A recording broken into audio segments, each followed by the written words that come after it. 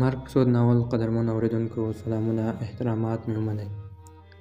مرګ په سود ناول نهمې برخې ته موضوع عباسین صدیقي هرکلی کوم. هیله لرم چې تر پایه راسره واورئ. څه چې په مابحث کې تېر شوي وو په لنډ ډول مې ورته تشریح کړل. ویل یې تیمور او سردار ووژل شول. سبا یې وژني، بریک یې وواهه. هغه کس څه باور؟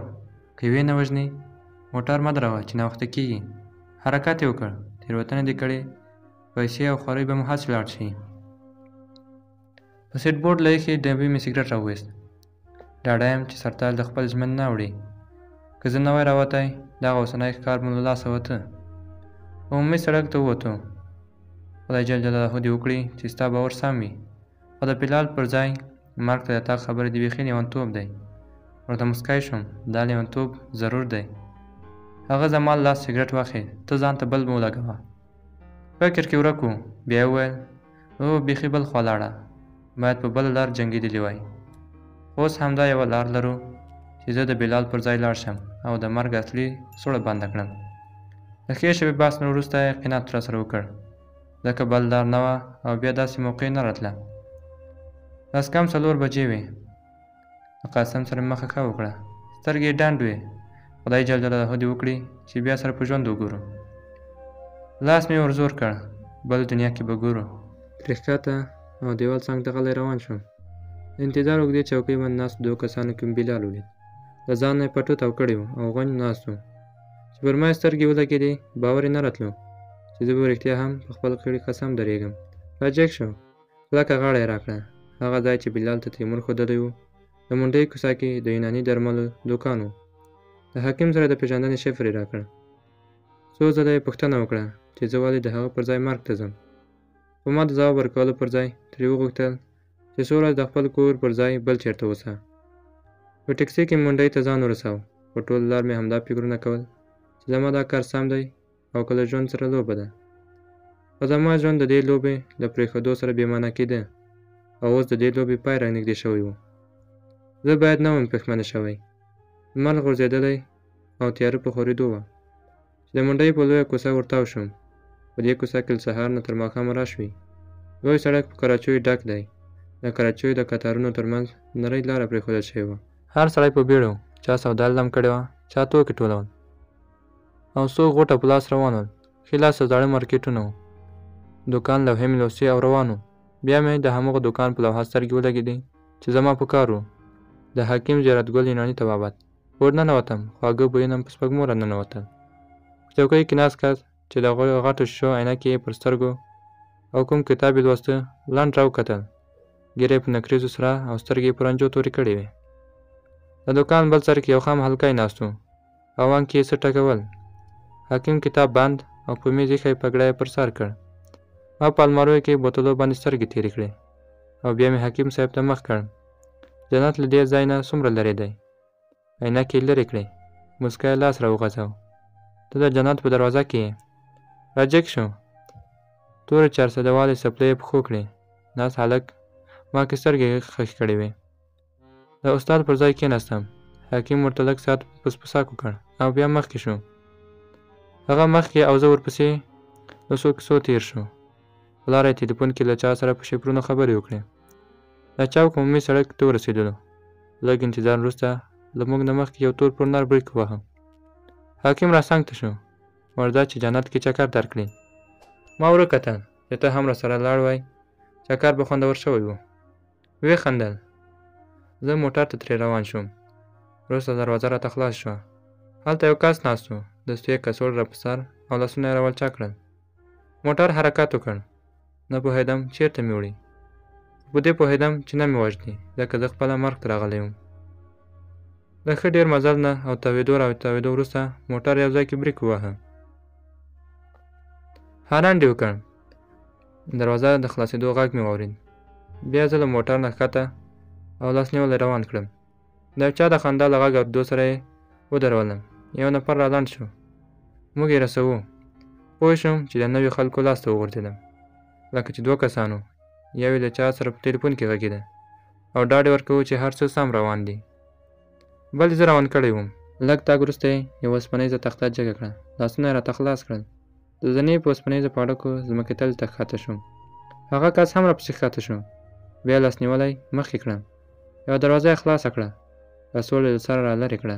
څه شېبه مې سترګو څه نه لیدل، خو بیا مې پټ مخی وسلوال ولید چې زه یې راښکته کړی وم. هغه ووت، دروازه یې راپسې بنده کړه.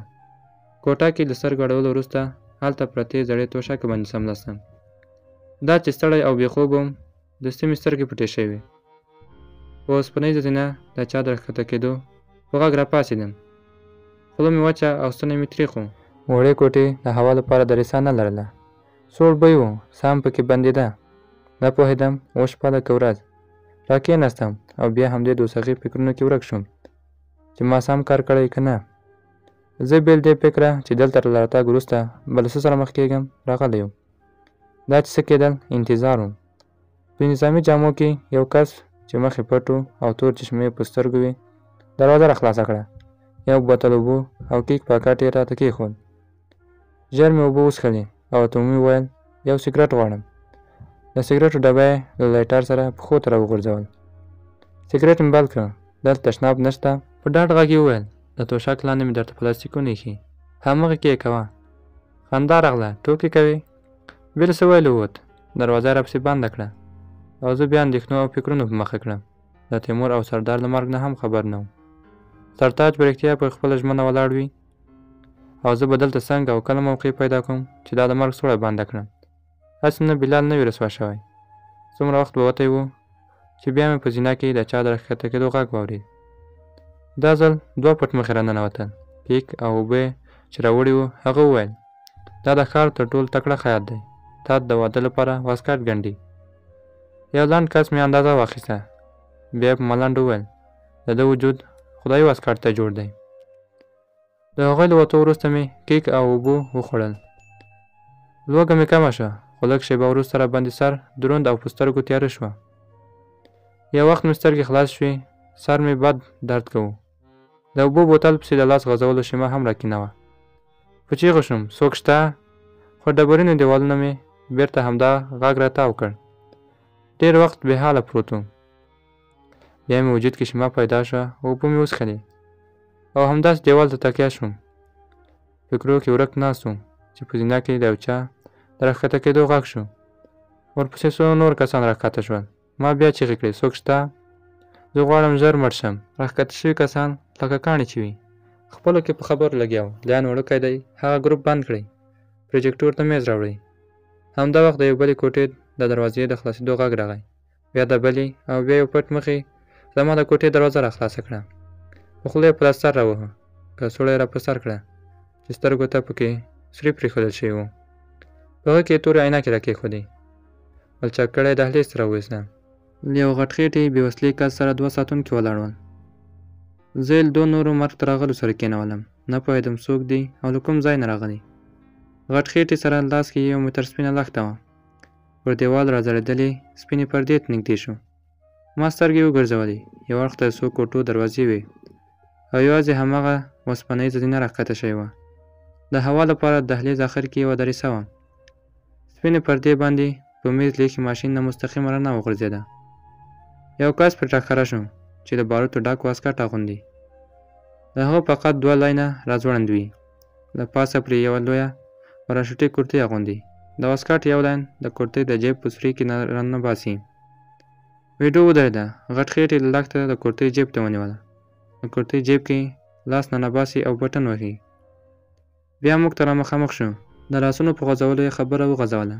دا تر ټولو اسانه او خوندي لاره ده. خو که تاسې ته ویل شوي وي چې له بټنې وهلو مخکې په وسله وجنګېږئ او بیا ځان ته چاودنه ورکړئ، نو هلته کېدای شي جیب ته د لاس ننوتل سخت شي.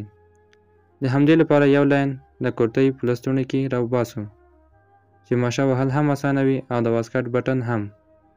یو ساتونکي وویل استاد که څوک دا کار هم ونه شي کړی نو بیا؟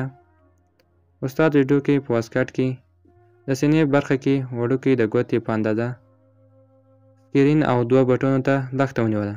مخکې له دې نه چې واسکټ اغوستی کس هدف ته روان شي، له دې ځایه بم ته وخت ورکول کېږي او هم یو بل تعقیبي کس باید اوسي چې واسکټ کې ایښی سیم ته په زنګ وهلو بم والوځوي. ساتونکي موږ ته رامخ کړ. مطلب په هېڅ صورت واسکټ اغوستی کس ژوندی نشي پاتې کېدی. 3-4 نورې ویډیوګانې هم راوښودې او پوه کړو چې دا ټول ټکي ذهن کې ونیسو. بیرته یې هر یو خپلې کوټې ته یوړو. کله چې له خولې نه پټۍ راخلاصه کړه نو پوښتنه مې وکړه نن د څه شي ورځ ده؟ یکشنبه ده. زه دلته چهارشنبې په ماښام راغلی یم.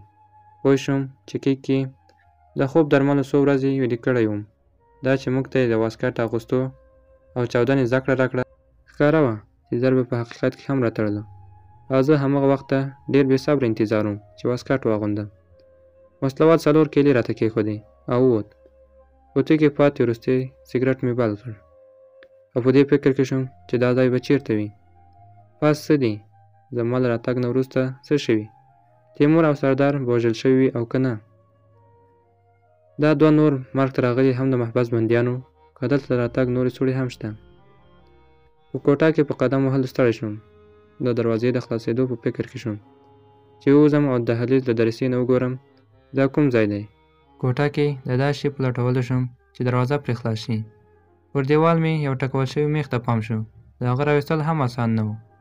د نرۍ روجایي او پیسکه مې ورپورې وتړله. ټولو خواو ته مې ټکان نه ورکړل او بیا مې راکاش کړ. میخ راووت خو زه وغورځېدم. اوږې مې برېښ وکړ. اوس نو اسانه وه چې دروازه څنګه خلاصه کړم. میخ مې د دیوال په زیږه تیږه ښه ډېرو موښلو وروسته دې ته جوړ کړ د دروازې د کلي په سوري ورننوځي. د لاس په رغوی مې زړه کې ورزور کړ. لمن مې خوله کې ونیوله او د غاښونو په زور مې د میخ تاولو هڅه شروع کړه. غاښ مې وبرېښېد خو میخ حرکت وکړ. د لاس له ښکته کولو او پورته کولو سره مې میخ یو خوا بل خوا تاولو. یو ټک مې واورېد. زړه مې ولګېد. لاس ته مې لاندې زور او په جړک راکش کړ. د دروازې په خلاصېدو مې ستړې دمه شوه. په کرار راووتم. تیاره وه. زړه مې درزېده. درسې ته مې هغه میز چې د ویډیو ماشین پرې ایښی و په کراره یووړ او پرې ورپورته شو. مخې ته یې اوسپنیزه پنجره نښتې وه. شپه وه خو دومره پوه شوم چې دا ځمکه تله کوم دولتي ځای کې ده. ځکه چې مخامخ په 100 مترۍ کې د تېر شوي دیوال په سر ازغن سیم همدا معنا لرله. د دې ځایه نور هېڅ نه ښکارېدل. بېرته راښکته او میز مې خپل ځای ته یووړ. هغه هیله مې چې د دروازې خلاصېدو ته لرله او هغه خوښۍ چې د دروازې په خلاصېدو راغلې وه اوس نه وه. یو ځل مې ویل چې د کومې بلې کوټې له دروازې نه ځان غوندې مرګ ته راغلي سره خبرې وکړم. خو دا کار خطرناک و. اوسپنیز زینې ته مې پام شو چې یو کونج کې له چت نه مستقیم راښکته شوې وه. دا چې پښې مې لوڅې وې بې د غږ نه پرې پورته شوم. په اوسپنیزه تخته پوښل شوې وه. نري چاک نه مې هڅه وکړه چې څه وګورم.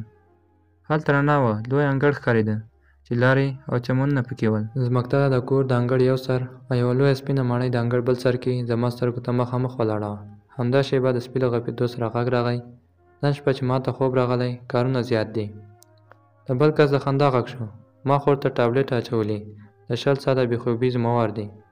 دوی دواړو د ځمکتلې په سر ښي اړخ ته د سینې له خولې سره 100 مترۍ کې ناست وو. ما یې یوازې تورې موزې لیدلې. ډارېدم که بېرته ښکته کېږم نو کړپ کړوپ جوړ نه شي.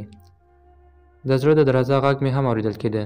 د لایټر د بلېدو غږ شو او بیا مې د سګرټ بوی په سپږمو راننوت. د خندا والا غږ بیا راغی. رئیس ویل چې محبس کې زموږ 2 غټ کسان چا وژلي. نږدې مې له خولې چیغه وتلې وه. خدای خیر کړ. سرتاج خپله ژمنه پوره کړې وه. بېشکه چې دا وژل شوي کسان تیمور او سردار وو. بل ملګري وویل رئیس خو ویل چې موږ هېڅ دښمن نه لرو.